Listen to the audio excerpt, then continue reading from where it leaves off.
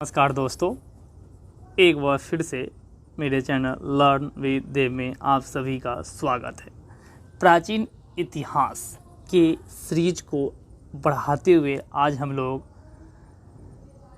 कहाँ पे पहुँच गए हैं? मौर्योत्तर। क्या है? मौर्योत्तर काल में विदेशी आक्रमण, अर्थात इसमें ये कहा गया है कि जैसे ही मौर्य काल समाप्त हुआ उसके बाद मतलब या उस जब कौन कौन से विदेशी ताकतें या विदेशी आक्रमण भारत पर हुए और उन्होंने धीरे धीरे यहाँ पर अपनी सत्ता यानी कि कुल मिला के देखा जाए तो हम लोग जिस क्रम को आगे बढ़ाते हुए चल रहे हैं, जिस क्रम में सबसे पहला काल हम लोगों ने क्या पढ़ा था? पाषाण काल। क्या पढ़ा था? पाषाण काल। उसके बाद हम लोगों ने पाषाण काल के बाद पढ़ा था हड़प्पा सभ्यता। किसको पढ़ा था? हड़प्पा सभ्यता। किसको पढ़ा था? हड़प्पा सभ्यता। ठीक है। हड़प्पा सभ्यता के बाद हम लोगों ने पढ़ा था वैदिक सभ्यता। ठीक है। किसको पढ़ा था? वैदिक सभ्यता। इस क्रम को आगे बढ़ाते हुए हमने किसको समझा था? वैदिक सभ्यता। वैदिक सभ्यता के बाद हम लोगों ने लास्ट में पढ़ने का प्रयास किया था मौर्य साम्राज्य। ठीक है। मगध साम्राज्य। ठीक है। किसको पढ़ने का प्रयास किया था? मगध साम्राज्य। और मगध साम्राज्य के अंतर्गत ही हम लोगों ने मौर्य साम्राज्य को पढ़ा था। किसमें? मौर्य वंश, यानी कि जिसमें हम लोगों ने देखा था मुख्य रूप से मगध साम्राज्य पर 4 वंशों ने प्रमुख रूप से शासन किया था, जिसमें आपका शिशुनाग वंश, नंद वंश और मौर्य वंश ने वहाँ पे शासन किया था। ठीक है। और इसी सिलसिले को यानी कि जो मुख्य रूप से जो प्रमुख वंश माना गया है आपका मगध साम्राज्य में, तो वो था आपका मौर्य वंश। ठीक है। तो उस मौर्य वंश में क्या कहा कि मौर्योत्तर काल में विदेशी आक्रमण, यानी कि मौर्योत्तर, यानी कि ये आप समझ लीजिए कि जब मगध पर मौर्य वंश का शासन था उस दौरान या उसके बाद में कौन कौन से विदेशी आक्रमण हुए। ठीक है। कौन कौन से विदेशी आक्रमण हुए, इसी सीरीज को हम लोग आज आगे बढ़ाएंगे। ठीक है। जिसमें से पहले अगर वंश की बात की जाए तो क्या कहा गया है? पहले वंश की अगर बात की जाए तो क्या कहा गया हमसे? इन चीज़ों को देख लेते हैं।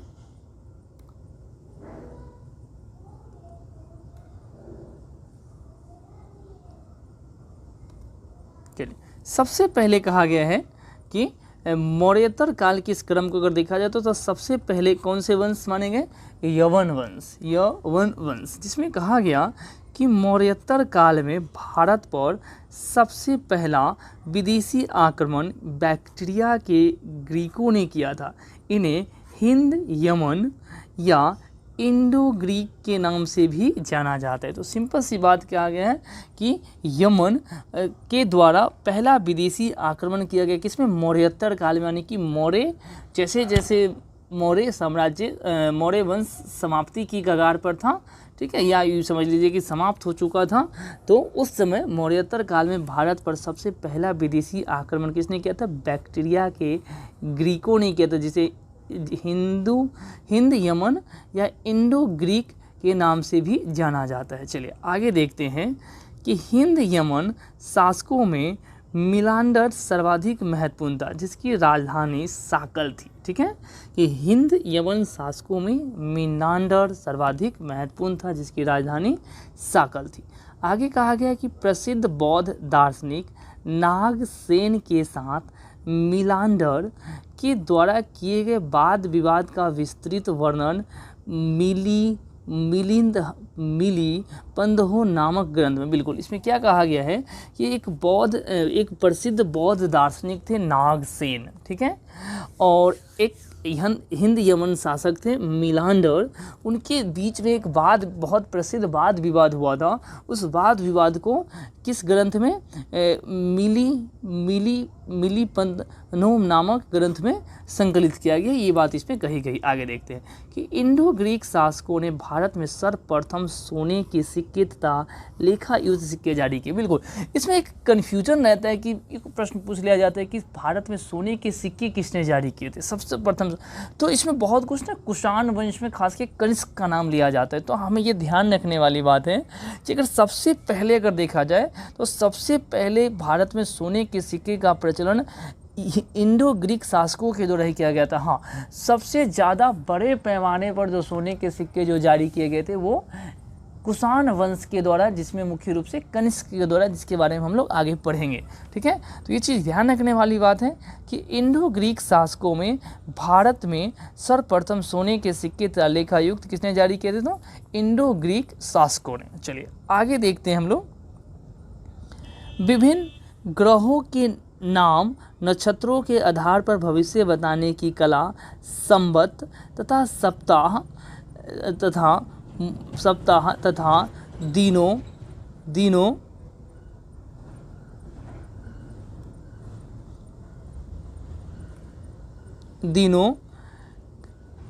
का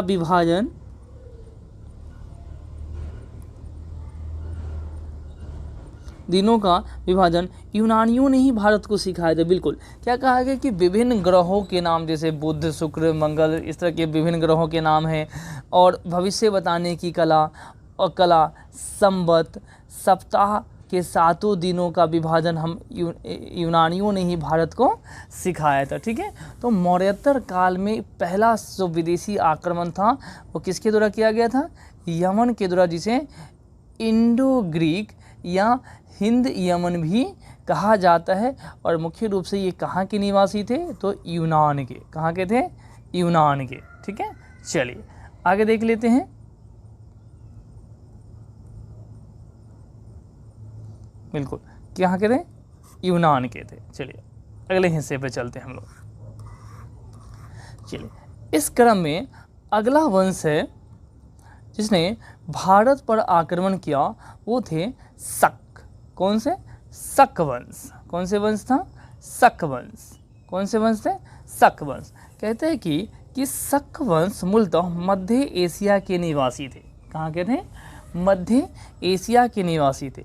शक शासकों में रुद्रदामन प्रथम प्रमुख था। बिल्कुल, ये चीज़ याद रखने वाली है और इनसे जुड़ा हुआ एक बड़ा अभिन्न हिस्सा जो पेपर में बार बार पूछा जाता है वो क्या है, देखते हैं कि शक शासकों में रुद्रदामन प्रथम प्रमुख था।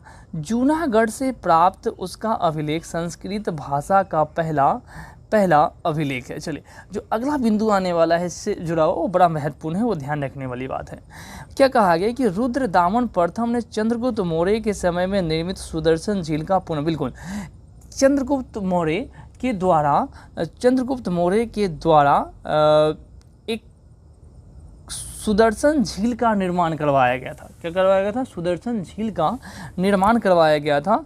क्या करवाया गया था? सुदर्शन झील का निर्माण किया गया था, जो कि बाद में कहा जाता है कि शक वंश का एक प्रमुख शासक हुए, शक वंश जिनका नाम था रुद्रदमन, उनके द्वारा इस सुदर्शन झील की पुनः आने की मरम्मत करवाई गई थी। उसकी रख रखाव के लिए धन खर्च किए गए थे और ये प्रश्न पूछा जाता है, बार बार पूछा जाता है। ठीक है, चलिए आगे देखते हैं हम लोग। चलिए, इस क्रम में तीसरे वंश की तरफ चलते हैं जिसने भारत पर आक्रमण किया। वो थे पहलव, जिन्हें पार्थियन भी कहा गया है। क्या कहा गया है? पार्थियन। क्या कहा गया कि पहलव मूलतः पार्थिया के निवासी थे। क्या, यानी कि इनके निवास स्थान पर ये नाम दिया गया है। आगे कि पहलवों का प्रसिद्ध शासक गंद्रोफर्निस था और उसके शासन में ईसाई धर्म प्रचारक सेंट थॉमस भारत है। बिल्कुल, अगर इस वंश से जुड़ा हुआ देखा जाए तो जो सबसे महत्वपूर्ण बिंदु है और जो सबसे प्रश्न जो पूछ लिया जाता है तो वो यही है कि किसके शासन काल में ईसाई धर्म प्रचारक सेंट थॉमस भारत आए थे? तो वो किसके? गंद्रोफर्निस। और वो किस वंश के शासक थे? तो पहलव वंश के, जिन्हें पार्थियन भी कहा जाता है। चलिए आगे देख लेते हैं। चलिए, इस कड़ी में अगला और एक महत्वपूर्ण वंश है, वो है कुषाण वंश। वो कौन से हैं? कुषाण वंश, जिसके बारे में मैंने पीछे भी बात किया था। तो अब पहुंच चुके हैं यहाँ तक कि इस कड़ी में, विदेशी आक्रमण की इस कड़ी में अगला भाग कौन सा है? कुषाण वंश, जो अभी तक के सभी विदेशी आक्रमणों में सबसे प्रसिद्ध शासक साबित होंगे भारत के इतिहास काल में। ठीक है, तो वो कौन से वंश थे? कुषाण वंश। क्या कहा जाता है कि कुषाण यूची जनजाति से संबंधित थे, पश्चिमी चीन से भारत आया था। बिल्कुल, इनका संबंध कहाँ से था? पश्चिमी चीन से आए थे। आगे देखते हैं कि कनिष्क वंश का सबसे प्रसिद्ध शासक, बिल्कुल, कि कनिष्क कुषाण वंश का सबसे प्रसिद्ध शासक था। बिल्कुल, अगर देखा जाए तो ये कुषाण क्या है? वंश है। ये क्या है? कुषाण वंश है। और इस कुषाण वंश का सबसे प्रसिद्ध शासक का नाम क्या था? तो कनिष्क। क्या था? कनिष्क सबसे प्रसिद्ध शासक थे, जिसके बारे में एक बड़ा दिलचस्प बात है कि कनिष्क ने 78 ईस्वी पूर्व में शक संवत प्रचलित किया था। और संवत का मतलब होता है कैलेंडर। क्या होता है? कैलेंडर। और इसी कैलेंडर को आज भारतीय परंपरा में एक्सेप्ट किया गया है और इसे ही चलाया जाता है। इसी जो आज हम काल गणना, वर्ष गणना की गिनती करते हैं, वो इसी पर आधारित है। इसी 78 ईस्वी पूर्व के द्वारा जिसे कनिष्क वंश का, कनिष्क के द्वारा, जो कि कुषाण वंश का शासक था, जिन्होंने इसे जारी किया था। ठीक है, आगे चलते हैं कि कनिष्क ने पुरुषपुर, पेशावर को अपनी राजधानी बनाया। मथुरा कनिष्क की द्वितीय राजधानी थी। बिल्कुल, ये ध्यान रखने वाली बात है कि कनिष्क ने पुरुषपुर, पेशावर को अपनी राजधानी बनाया और मथुरा को भी उसने अपनी दूसरी राजधानी बनाई थी उसने। ठीक है, चलिए, कश्मीर में कनिष्क ने कनिष्कपुर नामक नगर की स्थापना की थी। सिंपल सी बिंदु याद रखने वाली बात है, ध्यान रखने वाली बात है। चलिए आगे देख लेते हैं।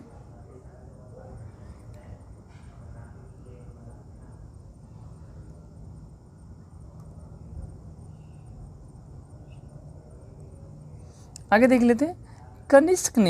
कनिष्क बौद्ध धर्म का अनुयायी था। बिल्कुल, ये ध्यान रखने वाली बात है कि कनिष्क किसका अनुयायी था? तो बौद्ध धर्म का। जैसे मैंने आपको बौद्ध धर्म पढ़ाते समय बताया था कि बौद्ध धर्म, अगर हम जैन धर्म की तुलना में बात करें तो बौद्ध धर्म एक आधुनिक, उससे काफ़ी आधुनिक समय काल रहा। फिर भी बौद्ध धर्म जैन धर्म की तुलना में ज़्यादा फला फूला। इसका यही कारण था कि अधिकांश शासकों ने, जो उस समय के शक्तिशाली और महत्वाकांक्षी शासक थे, उन सभी ने ज़्यादातर बौद्ध धर्म को ही संरक्षण दिया था। और यही कारण था कि बौद्ध धर्म अधिक फला फूला। ठीक है, चलिए आगे क्या कहा गया कि कनिष्क बौद्ध धर्म का, जैसे हम अगर अशोक की बात करें तो वो भी बौद्ध धर्म का अनुयायी था। ठीक है, उसके बाद की कई विदेशी शासकों ने भी यहाँ पे बौद्ध धर्म को संरक्षण दिया। और जैसे मैंने कहा था कि उन सभी विदेशी आक्रमण में सबसे प्रसिद्ध और सबसे शक्तिशाली जो रहा वो कुषाण वंश थे, और उनके सबसे प्रसिद्ध शासक कनिष्क ने भी बौद्ध धर्म को ही संरक्षण दिया। तो यही कारण था कि बौद्ध धर्म जैन धर्म की तुलना में काफ़ी फला फूला। चलिए आगे देखते हैं हम लोग कि बौद्ध धर्म किसका, बौद्ध धर्म कनिष्क बौद्ध धर्म का अनुयायी था। उसके शासन काल में चौथी बौद्ध संगति का आयोजन कुंडल ग्राम कश्मीर में हुआ था। बिल्कुल, हम लोगों ने जब बौद्ध धर्म को पढ़ा था तो वहाँ मैंने आपको टेबल के माध्यम से समझा दिया था मैंने कि कुल मिला के 4 बौद्ध संगति का आयोजन किया था, जिसमें जो चौथा और अंतिम जो बौद्ध संगति है वो कनिष्क के समय में काल में हुआ था। और आपको याद होगा कि इसी चौथे शासनकाल के ही में बौद्ध 2 भागों में विभाजित हो गए थे, महायान और हीनयान। ठीक है, महायान और हीनयान। चलिए आगे बढ़ते हैं हम लोग। चलिए, अभी तक के एक चीज को और यहाँ पे हम लोगों को समझना है। बिल्कुल, हम लोग उस क्रम को देख रहे हैं कि जो मगध साम्राज्य, यानी कि मगध साम्राज्य का जो सबसे प्रमुख वंश रहा वो मौर्य वंश। उस मौर्य वंश में जो उसके बाद कौन कौन से वंशों ने भारत पर आक्रमण किया, तो उसमें हम लोगों ने यवन वंश देखा, शक वंश देखा, इसी तरह से कुषाण वंश देखा। और इसी क्रम में जो सबसे महत्वपूर्ण और सबसे गोल्डन पीरियड कहे जाने वाले भारत के इतिहास में जो कोई वंश रहा तो वो था गुप्त साम्राज्य। क्या था? गुप्त साम्राज्य। ये अपने आप में एक अलग ही एक विस्तृत इसके बिंदु हैं, इसलिए मैंने यहाँ पे इसको स्किप कर दिया। सिर्फ यहाँ पे एक कड़ी को समझाने के लिए, मैंने इसको यहाँ पे सिर्फ इस्तेमाल किया है कि एक कड़ी के माध्यम से इसे समझाने के लिए प्रयास किया मैंने यहाँ पे कि कुषाण वंश के बाद प्रमुख विदेशी आक्रमण रहा तो वो कौन था, गुप्त साम्राज्य। पर मैंने यहाँ पे गुप्त साम्राज्य को नहीं समझा है, अलग से एक इसका वीडियो आएगा अलग से गुप्त साम्राज्य के लिए, ठीक है, जो इसका अगला वीडियो होगा इसके बाद। चलिए आगे देख लेते हैं हम लोग। तो अगला कौन सा था उस चीज़ को समझना है यहाँ पे, ठीक है। चलिए तो अगला वंश जो रहा, ठीक है, इस विदेशी आक्रमण के क्रम को अगर समझा जाए तो वो था पुष्यभूति वंश। कौन सा था, पुष्यभूति वंश। पुष्यभूति वंश की स्थापना थानेश्वर में हुई थी। इस वंश का पहला महत्वपूर्ण शासक प्रभाकर वर्धन था। चलिए बहुत अच्छी बात कि पुष्यभूति वंश की स्थापना थानेश्वर में हुई थी। इस वंश का पहला महत्वपूर्ण शासक प्रभाकर वर्धन था। चलिए ये याद रखने वाली बात है भाई। अगला कहते हैं कि हर्षवर्धन इस वंश का महान शासक था। किसका, पुष्यभूति वंश का। पुष्यभूति वंश का सबसे महत्वपूर्ण और महान शासक कौन हुआ, तो हर्षवर्धन। उसने अपनी राजधानी थानेश्वर से कन्नौज हस्तांतरित किया था। बिल्कुल ये ध्यान रखने वाली बात है कि आपसे पूछा जा सकता है कि हर्षवर्धन ने अपनी राजधानी कहाँ से कहाँ हस्तांतरित की, तो वो है थानेश्वर से कन्नौज की तरफ, ठीक है। बिल्कुल इनके बारे में एक विशेष बात ध्यान रखने वाली बात होती है, वो क्या है वो देखते हैं कि बाणभट्ट हर्ष का दरबारी था। कि बाणभट्ट एक लेखक, एक कवि, एक दरबारी हुए जो किसके दरबार में रहते थे, तो हर्षवर्धन के दरबार में रहते थे। उन्होंने हर्ष चरित्र की रचना की। उन्होंने क्या की, यानी कि हर्ष से जुड़ी हुई उन्होंने हर्ष जो शासक थे हर्षवर्धन, उसके ऊपर उन्होंने एक पुस्तक लिखी जिसमें हर्षवर्धन से जुड़ी हुई सभी विषयों को, सभी रोचक तथ्यों को उन्होंने जानकारी दी और पुस्तक को क्या नाम दिया गया, हर्ष चरित्र। यानी कि वो हर्ष से संबंधित, हर्षवर्धन शासक से संबंधित सभी चीज़ों को उसमें लिखा गया था। चलिए हर्ष ने स्वयं को नागानंद, रत्नावली एवं प्रियदर्शिका नामक नाटकों के, बिल्कुल ये बहुत अच्छी बात है, याद रखने वाली बात है कि हर्षवर्धन ने स्वयं इन 3 प्रमुख नाटकों की रचना की थी, जिसमें मुख्य रूप से क्या थे, नागानंद, रत्नावली एवं प्रियदर्शिका, ठीक है। तो ये आपसे पूछा जा सकता है कि हर्षवर्धन ने निम्न में से किन नाटकों की रचना की, तो आप याद रख सकते हैं नागानंद, रत्नावली एवं प्रियदर्शिका। चलिए आगे देखते हैं, आगे देखते हैं।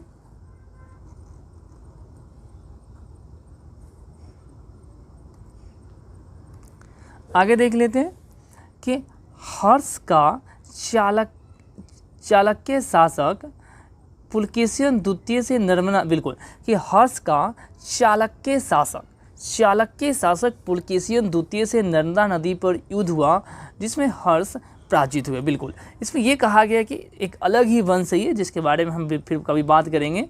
चाणक्य वंश एक अलग शासक है। इस वंश के शासक पुलकेशिन द्वितीय के साथ हर्षवर्धन का नर्मदा नदी पर युद्ध हुआ जिसमें हर्षवर्धन हार गए, ठीक है। हर्षवर्धन के शासनकाल में चीनी यात्री ह्वेन सांग भारत आए थे। ये बहुत बढ़िया पॉइंट है, कई बार पूछ लिया जाता है कि चीनी दार्शनिक ह्वेन सांग भारत किसके शासनकाल में आए थे, तो वो याद रखने वाली बात है कि हर्षवर्धन के शासनकाल में आए थे। उसका वृत्तांत, किसका वृत्तांत, ह्वेन सांग का वृत्तांत का नाम, वृत्तांत का मतलब होता है जब कोई दार्शनिक अपनी यात्रा के दौरान उन महत्वपूर्ण बिंदुओं को जिसे वो रोचक लगता है उसे अपने एक डायरी में, अपनी किताबों में उन चीज़ों को लिखते चला जाता है। उस वृत्त को, उस रचना को क्या कहा जाता है, वृत्तांत, ठीक है। क्या उस वृत्तांत का नाम क्या था, CUकी, ठीक है। तो इसमें साफ साफ क्या कहा गया कि हर्षवर्धन के शासनकाल में चीनी यात्री ह्वेन सांग भारत आया था और ह्वेन सांग ने अपनी यात्रा के दौरान जिस पुस्तक की रचना की, जिस वृत्तांत की रचना की, उसका नाम क्या था, CUकी, ठीक है। चलिए आगे बढ़ते हैं। चलिए तो ये समाप्त होता है, ये तो ये वो मौर्योत्तर काल में, ठीक है। तो ये मौर्योत्तर काल में विदेशी आक्रमण था, यानी कि लगभग जब हम मौर्य साम्राज्य अपने अंतिम समय पे था या उसके बाद में किन किन शासकों ने भारत पर आक्रमण किया, तो वो उसका कड़ी था, जिसमें मुख्य रूप से पहला कड़ी क्या था? पहला कड़ी था आपका यमन वंश। कौन सा था? यमन वंश। उसके बाद हमारा था शक वंश। उसके बाद था हमारा पहलव या पार्थियन। उसके बाद थे कुषाण वंश। उसके बाद हुए गुप्त साम्राज्य, ठीक है, जिसके बारे में मैं अलग से एक वीडियो में बात करने वाला हूँ। और उसके बाद था पुष्य भूति वंश, ठीक है, पुष्य भूति वंश। तो ये था हमारा एक मौर्योत्तर काल के बाद का समय, ठीक है, जिसमें मैं प्राचीन इतिहास को आगे बढ़ा रहा हूँ, ठीक है। वीडियो को देखते रहिए, लाइक एंड सब्सक्राइब करते रहिए। धन्यवाद।